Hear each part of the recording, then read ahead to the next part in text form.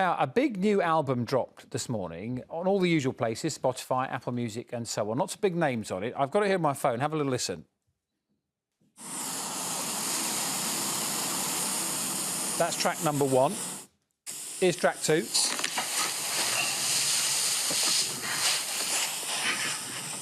It's a bit weird, isn't it? Not very catchy. And you might have seen these on the front page of some of the papers this morning. In fact, every single front page had the same thing on it. Make it fair. That's the name of a campaign protesting against planned changes to copyright law.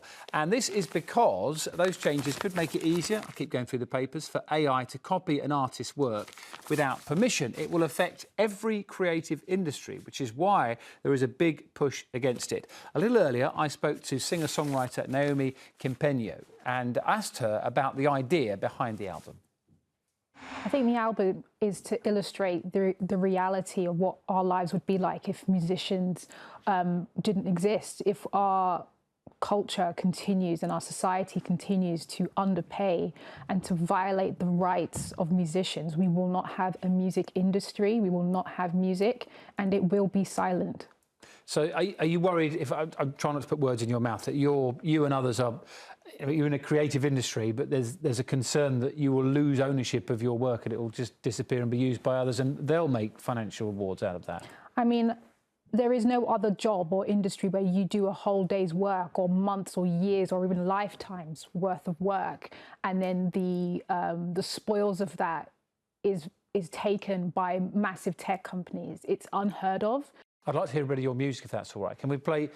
Stay there, we'll have a chat to you afterwards. This is Naomi's No More Tears. Have a look.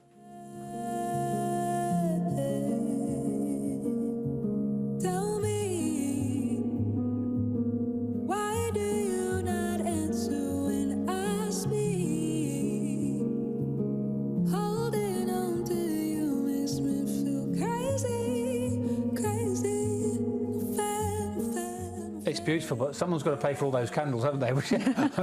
But I think that's really interesting for our viewers to try and find out how, without showing you our bank balance, where does the money come from? How much would you, as an artist, for example, get from Spotify streams?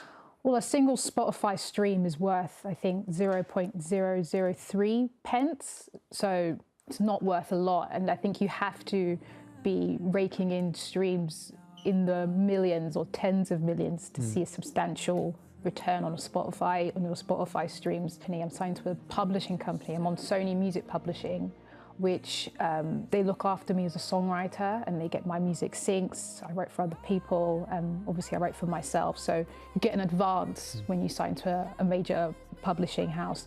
And that helps to basically not only fund my career, but fund my life.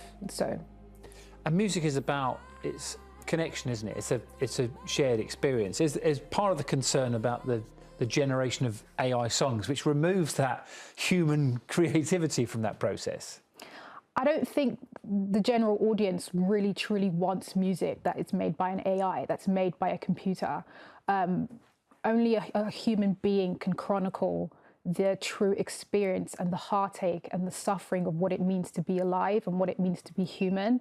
I think this is a miscalculation from the government and from these big tech companies, thinking that there is even a viable audience for this. I think they are thinking short term.